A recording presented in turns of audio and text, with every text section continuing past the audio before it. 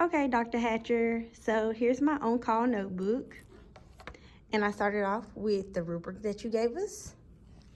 I chose to label everything culturally diverse as pink and everything for severely impaired clients in this light green color. Here's my table of contents.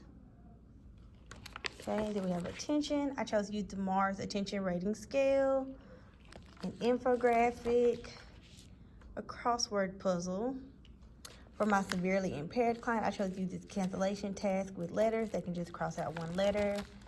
And then for my culturally diverse material, I chose to do a Kwanzaa themed word search, just in case I came across a client that observed the holiday of Kwanzaa versus others. And here's my explanation for that. Memory, I chose to use the slums examination. And here's my infographic for that. I used a mug imagery task. And then for my severely impaired client, I chose to use a naming task that I created, just where they would look at the images and name what they remembered about them. So for my culturally diverse client, I chose to do a visual schedule that they could put it together sequentially, and it tests sequential memory skills of how to make and create a pizza. And I thought that maybe if I saw a client who had an Italian background and they just wanted to remember how to make their famous homemade pizza, this would be very helpful for them. My explanation for that. Then we have executive functioning. I did the functional assessment of verbal reasoning and executive strategies as my assessment or screener. And then this infographic for using executive function, I created myself using Canva.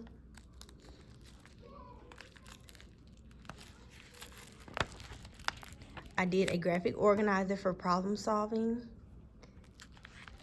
And then I did a to-do list.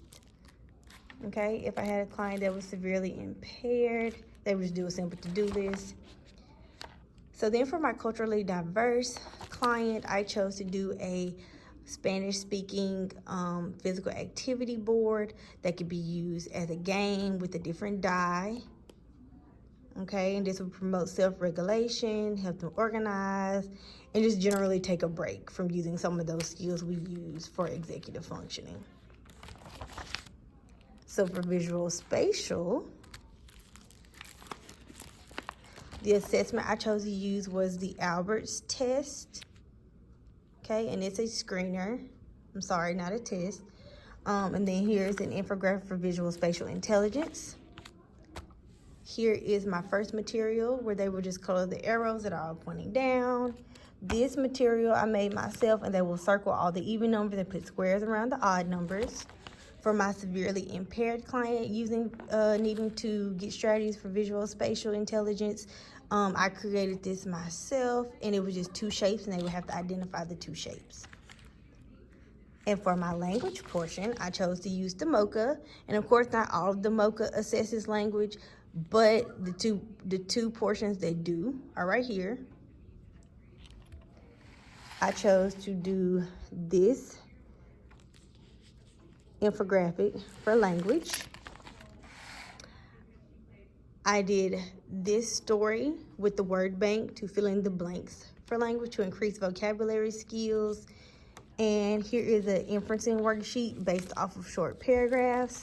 And for my severely impaired client to assess language, I just did a simple yes/no board that I created myself. And here are my references,